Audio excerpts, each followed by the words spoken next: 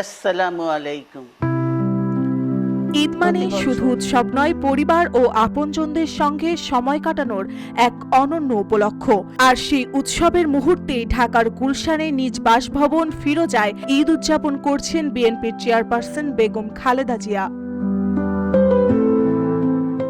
চারপাশে ঈদের আনন্দ উৎসবের রঙে রঙিন শহর, তবে রাজনীতির কোলাহল থেকে দূরে এবারের ঈদ খালেদা জিয়ার জন্য একান্তই পারিবারিক। নিজ বাসভবন ফিরোজায় পরিবারের ঘনিষ্ঠজনদের সঙ্গে কাটছে তার ঈদের সকালটা নির্জন, শান্ত কিন্তু মমতায় ভরা।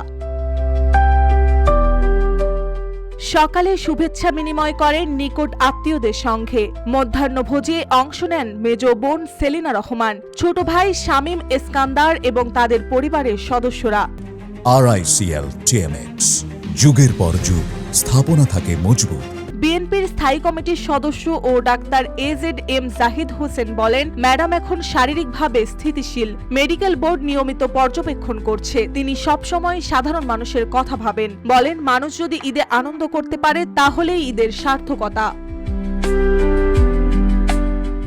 খালেদা জিয়ার বাসভবনেই দেওয়া হচ্ছে কোরবানি। পরিবারের পক্ষ থেকে, এমনকি লন্ডনে থাকা তারেক রহমানের পক্ষ থেকেও। বগুড়ার গাবতলীতেও দলীয় নেতাকর্মীরা দিয়েছেন কোরবানি খালেদা জিয়া ও তার পরিবারের সদস্যদের নামে।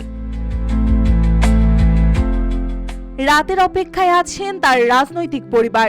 মির্জা ফখরুল ইসলাম আলমগীর সহ দলের স্থায়ী কমিটির সদস্যরা যাবেন ফিরোজায় শুভেচ্ছা জানাতে তাদের প্রিয় নেত্রীকে। অন্যদিকে ঈদের দিনটিতে লন্ডনেও ছিল আবেগঘন মুহূর্ত। বিএনপির ভারপ্রাপ্ত চেয়ারম্যান তারেক রহমান সপরিবারে ঈদ উদযাপন করেছেন। সকালেই টেলিফোনে মাকে জানিয়েছেন ঈদের শুভেচ্ছা।